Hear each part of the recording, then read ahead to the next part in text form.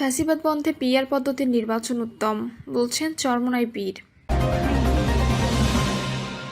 এদিকে পিআর পদ্ধতির উপযোগিতা ভেবে দেখার অনুরোধ তারেক রহমানের। বাড়ি ছাড়লেন মুরাদনগরে নির্যাতিত সেই নারী। এবং সর্বশেষ জানাবো, জুলাই অভ্যুত্থানে ছাত্র নিহতের মামলার আসামি মৃত দুই আওয়ামী লীগ নেতা। শুনছিলেন সংবাদ শিরোনাম, এবারে বিস্তারিত। বাড়ি ছাড়লেন মুরাদনগরে নির্যাতিত সেই নারী। কুমিল্লার মুরাদনগরে ধর্ষণ ও নির্যাতনের শিকার সেই নারী বাড়ি ছেড়েছেন। সকাল থেকে বিকেল পর্যন্ত তার বাড়িতে তালা ঝুলতে দেখা যায়। তবে তার বাড়িতে প্রতিদিনের মতো আজও লোক সমাগম ছিল। পুলিশ বলছে, ঘটনার পর প্রতিদিনই তাদের বাড়িতে বিভিন্ন শ্রেণী পেশার লোকজন ভিড় করেছে। এছাড়া গণমাধ্যম কর্মী, ইউটিউবার, বিভিন্ন সংস্থা ও সংগঠনের কাছে সাক্ষাৎকার দিতে দিতে বিব্রত হয়ে তিনি বাড়ি ছেড়েছেন। নাম প্রকাশে অনিচ্ছুক তার দুজন প্রতিবেশী বলেন, ওই নারী বাড়ি ছেড়ে কিছু সময়ের জন্য থানায় অবস্থান করেন। তিনি বাড়ি ছাড়েন। পরে কাল পুলিশের সহযোগিতায় তিনি দুই সন্তানকে নিয়ে বাড়ি থেকে চলে গেছেন। তাই আজ তাদের পরিবারের কাউকে দেখা যায়নি। তবে বাড়িতে আছেন তার এক প্রতিবন্ধী বোন। এদিকে তাদের বাড়িতে আসেন বিএনপির ভাইস চেয়ারম্যান ও স্থানীয় সাবেক সংসদ সদস্য কাজী শাহ মোফাজ্জল হোসেন কায়কোবাদ। নৌকায় করে দুপুরে তিনি সেখানে আসেন। তিনি আসার আগেই তার হাজারো নেতাকর্মী সেখানে উপস্থিত হন। এ সময় উপস্থিত নেতাকর্মীদের সামনে বক্তব্য দেন কাজী কায়কোবাদ। তিনি বলেন, হিন্দু মুসলিম ভেদাভেদ বুঝি না, আমি বুঝি আপনারা সবাই আমার ভাই। আপনারা জানেন এই ঘটনায় বিএনপির কোনো সংযোগ নেই। মুরাদনগর থানার ওসি আওয়ামী লীগের কথিত সাংবাদিক ও যুবলীগ নেতাকে দিয়ে এই ঘটনায় বিএনপির নাম জড়িয়ে দেয়, অথচ আসামি ছিল আওয়ামী লীগের কর্মী। আপনাদের সঙ্গে বিএনপির বিরোধ সৃষ্টি করার জন্য আওয়ামী লীগ ও এনসিপি যে ষড়যন্ত্র করেছে তা সফল হয়নি, হবেও না ইনশাল্লাহ। 5ই আগস্ট ফ্যাসিস্ট হাসিনার পতনের পর যেসব আওয়ামী সন্ত্রাসীরা পালিয়েছিল, আসিফ মাহমুদ উপদেষ্টা হওয়ার পর সেসব আওয়ামী সন্ত্রাসীদের পুনর্বাসন করেছেন। নিষিদ্ধ দল আওয়ামী লীগের সন্ত্রাসীরা এখন এনসিপির ব্যানারে সব অপকর্ম করছে, আর তাদের শেল্টার দিচ্ছেন মুরাদনগরের ওসি। তিনি আরও বলেন, এই মামলাটি ফ্যাসিবাদ বন্ধে পিআর পদ্ধতির নির্বাচন উত্তম, বলছেন চরমোনাই পীর। ইসলামী আন্দোলন বাংলাদেশের আমির মুফতি সৈয়দ মোহাম্মদ রেজাউল করিম পীর চরমোনাই বলেছেন, আনুপাতিক প্রতিনিধিত্ব পদ্ধতিতে নির্বাচনের জন্য দেশের অধিকাংশ রাজনৈতিক দল একমত হয়েছে। এমন নির্বাচন একদিকে রাজনৈতিক স্থিতিশীলতা, অন্যদিকে অন্তর্ভুক্তিমূলক প্রতিনিধিত্ব নিশ্চিত করবে। তিনি বলেন, পিআর পদ্ধতিতে দলগুলো ভোটের অনুপাতে সংসদীয় আসন পায়, ফলে কোনো দল এককভাবে ক্ষমতা দখল করতে পারে না এবং সংসদের ছোট দলগুলোর প্রতিনিধিত্ব নিশ্চিত হয়। এতে রাজনৈতিক দলগুলোর মধ্যে পারস্পরিক আলোচনা, আপোষ এবং যৌথ সিদ্ধান্ত গ্রহণের পরিবেশ তৈরি হয়। চরমোনাই পীর বলেন, পিআর পদ্ধতি হলো সম্মিলিত সিদ্ধান্ত গ্রহণ, যার ফলে একনায়কতান্ত্রিক প্রবণতা প্রতিহত করা সম্ভব হবে। এই পদ্ধতি নির্বাচনের মাধ্যমে ক্ষমতা বিকেন্দ্রীকরণ সম্ভব হয়, কারণ এতে বড় দলগুলোর একছত্র আধিপত্য কমে আসে এবং ছোট দলগুলোর অংশগ্রহণ বাড়ে। রাজনৈতিক বৈচিত্র্যকে সম্মান করতে এবং আইন প্রণয়ন প্রক্রিয়াকে অধিকতর ও জবাবদিহিমূলক করতে আনুপাতিক প্রতিনিধিত্ব ভিত্তিক নির্বাচন পদ্ধতির পথে আমাদের চলতে হবে। এটাই সর্বোত্তম পদ্ধতি। তিনি বলেন, মুসলমানদের অনৈক্যের কারণে বর্তমান মুসলিম বিশ্ব আজ দিশেহারা। বাংলাদেশের মুসলমান একটি বিভীষিকাময় পরিস্থিতিতে বাস করছে। সমাজের, রাষ্ট্রের সব জায়গায় ইসলাম ও ইসলাম প্রিয় জনগণকে কোণঠাসা করার সর্বাত্মক প্রচেষ্টা চলছে।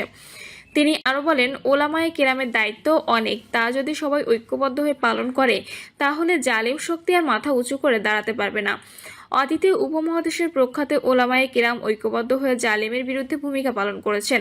আমাদের ছোটখাটো পার্থক্য যেন বিভেদের কারণ না হয়, তাহলে মুসলিম সমাজ আর মাথা উঁচু করে দাঁড়াতে পারবে না। পিআর পদ্ধতির উপযোগিতা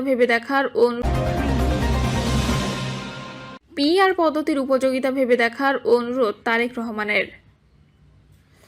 বাংলাদেশে বিদ্যমান অবস্থায় ও ভৌগোলিক রাজনৈতিক প্রেক্ষাপটে এ মুহূর্তে বাংলাদেশের জন্য সংখ্যানুপাতিক নির্বাচনী ব্যবস্থা কতটা উপযোগী কিংবা উপযোগী কিনা তা ভেবে দেখার অনুরোধ করেছেন বিএনপির ভারপ্রাপ্ত চেয়ারম্যান তারেক রহমান। তারেক রহমান বলেন, সংখ্যানুপাতিক নির্বাচনী ব্যবস্থা ঐক্যের পরিবর্তে বিভক্তিমূলক সমাজ এবং অস্থিতিশীল সরকার সৃষ্টির কারণ হয়ে উঠতে পারে কিনা তা সব রাজনৈতিক নেতাকে ভেবে দেখার অনুরোধ করব। অন্তর্বর্তীকালীন সরকারের সংস্কার কার্যক্রমে বিভিন্ন দল চিন্তা করেন, সংস্কার প্রভাব দিয়েছে এবং প্রতিটি দলই যার যার বিবেচনায় উত্তম প্রস্তাব দিয়েছেন বলে উল্লেখ করেন তারেক রহমান। তবে সব প্রস্তাব বাংলাদেশের প্রেক্ষাপটে বা বর্তমান প্রেক্ষাপটে উপযোগী কিনা তা বিবেচনার অনুরোধ করেন তিনি। বিএনপির ভারপ্রাপ্ত চেয়ারম্যান বলেন, বাংলাদেশের গণতান্ত্রিক বিধি ব্যবস্থার শক্ত ভিত্তির উপর রাখতে হলে জনগণের ঐক্য সবচেয়ে বেশি দরকার। সংখ্যানুপাতিক নির্বাচনী ব্যবস্থার আড়ালে আবার দেশের রাজনীতিতে ফ্যাসিস্ট পুনর্বাসনের পথ সুগম করে দেয়া হচ্ছে কিনা তা সবার গুরুত্ব দিয়ে ভাবা দরকার। নিত্য নতুন ইস্যু সামনে আনলে ষড়যন্ত্রকারীরা মাথাচাড়া দিয়ে ওঠার সুযোগ পাবে। প্রসঙ্গত, জামাত ইসলামী, ইসলামী আন্দোলন, কমিউনিস্ট পার্টি সহ অনেক রাজনৈতিক দল সংখ্যানুপাতিক বা আনুপাতিক পদ্ধতিতে ভোটের পক্ষে দাবি তুলেছে। তবে বর্তমানে বাংলাদেশের অন্যতম বৃহত্তম রাজনৈতিক দল বিএনপি এই পদ্ধতির বিরোধিতা করে প্রচলিত সংসদীয় পদ্ধতিতে নির্বাচনের পক্ষে অবস্থান করছে। আনুপাতিক প্রতিনিধিত্ব বা পিআর হচ্ছে নির্বাচনী ব্যবস্থার এমন একটি পদ্ধতি যেখানে আসন বণ্টন হয় প্রতিটি রাজনৈতিক দলের প্রাপ্ত ভোটের আনুপাতিক হারে। উদাহরণ হিসেবে বলা যায়, যদি কোনো দল মোট প্রদত্ত ভোটের শতকরা 10% পায়, তাহলে সেই দল আনুপাতিক হারে সংসদের 10% বা 30টি আসন পাবেন। বাড়ি ছাড়লেন মুরাদনগরে নির্যাতিত সেই নারী। কুমিল্লার মুরাদনগরে ধর্ষণের নির্যাতনের শিকার সেই নারী বাড়ি ছেড়েছেন। সকাল থেকে বিকেল পর্যন্ত তার বাড়িতে তালা ঝুলতে দেখা যায়। তবে তার বাড়িতে প্রতিদিনের মতো আজও লোক সমাগম ছিল। পুলিশ বলছে, ঘটনার পর প্রতিদিনই তাদের বাড়িতে বিভিন্ন শ্রেণী পেশার লোকজন ভিড় করেছে। এছাড়া গণমাধ্যম কর্মী, ইউটিউবার, বিভিন্ন সংস্থা ও সংগঠনের কাছে সাক্ষাৎকার দিতে দিতে বিব্রত হয়ে তিনি বাড়ি ছেড়েছেন। নাম প্রকাশে অনিচ্ছুক তার দুজন প্রতিবেশী বলেন, ওই নারী বাড়ি ছেড়ে কিছু সময়ের জন্য থানায় অবস্থান করেন। তিনি বাড়ি ছাড়েন। পরে কাল পুলিশের সহযোগিতায় তিনি 2 সন্তানকে নিয়ে বাড়ি থেকে চলে গেছেন। তাই আজ তাদের পরিবারের কাউকে দেখা যায়নি।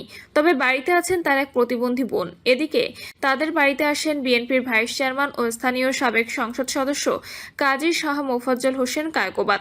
নৌকায় করে দুপুরে তিনি সেখানে আসেন। তিনি আসার আগেই তার হাজারো নেতাকর্মী সেখানে উপস্থিত হন। এ সময় উপস্থিত নেতাকর্মীদের সামনে বক্তব্য দেন কাজী কায়কোবাদ। তিনি বলেন, হিন্দু মুসলিম ভেদাভেদ বুঝি না, আমি বুঝি আপনারা সবাই আমার ভাই। আপনারা জানেন এই ঘটনায় বিএনপির কোনো সংযোগ নেই। মুরাদনগর থানার ওসি আওয়ামী লীগের কথিত সাংবাদিক ও যুবলীগ নেতাকে দিয়ে এই ঘটনায় বিএনপির নাম জড়িয়ে দেয়, অথচ আসামি ছিল আওয়ামী লীগের কর্মী। আপনাদের সঙ্গে বিএনপির বিরোধ সৃষ্টি করার জন্য আওয়ামী লীগ ও এনসিপি যে ষড়যন্ত্র করেছে তা সফল হয়নি, হবেও না ইনশাল্লাহ। 5ই আগস্ট ফ্যাসিস্ট হাসিনার পতনের পর যেসব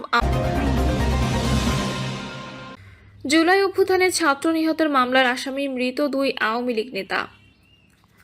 চট্টগ্রামে জুলাই গণঅভ্যুত্থানে 2 ছাত্র নিহতের ঘটনায় সাবেক পররাষ্ট্রমন্ত্রী হাসান মাহমুদ সহ 126 জনকে আসামি করে মামলা হয়েছে। এই মামলার বাদী পেশায় ব্যবসায়ী আব্দুল মোতালেব, তার ছেলে কাউসার মাহমুদ বিজিসি ট্রাস্ট বিশ্ববিদ্যালয়ের শিক্ষার্থী। গত বছরের 4 আগস্ট বৈষম্য বিরোধী আন্দোলনে অংশ নিয়ে কাউসার নগরের নিউ মার্কেট গোল চত্বরে গুলিবিদ্ধ হন। পরে 13 অক্টোবর ঢাকার সিএমএইচে চিকিৎসাধীন অবস্থায় মারা যান। আলোচনা করে মামলা করতে এতদিন দেরি হয়েছে বলে এজাহারে উল্লেখ করেন বাদী। মামলার এজাহারে চট্টগ্রাম মহানগর আওয়ামী লীগের মুক্তিযুদ্ধ বিষয়ক সম্পাদক বীর মুক্তিযোদ্ধা দেবাশিস গুহ বুলবুলকে 55 নম্বর এবং নগর আওয়ামী লীগের কার্যনির্বাহী কমিটির সদস্য অমল মিত্রকে 58 নম্বর আসামি করা হয়। অথচ 2023 সালের 7ই মে অমল মিত্র মারা যান, আর দেবাশিস গুহ বুলবুল 2020 সালে করোনায় আক্রান্ত হয়ে মারা যান। প্রিয় দর্শক, এই ছিল এখনকার সর্বশেষ সংবাদ। আপডেট সব সংবাদ পেতে চ্যানেলটি সাবস্ক্রাইব করে বেল আইকনটি ক্লিক করে রাখুন।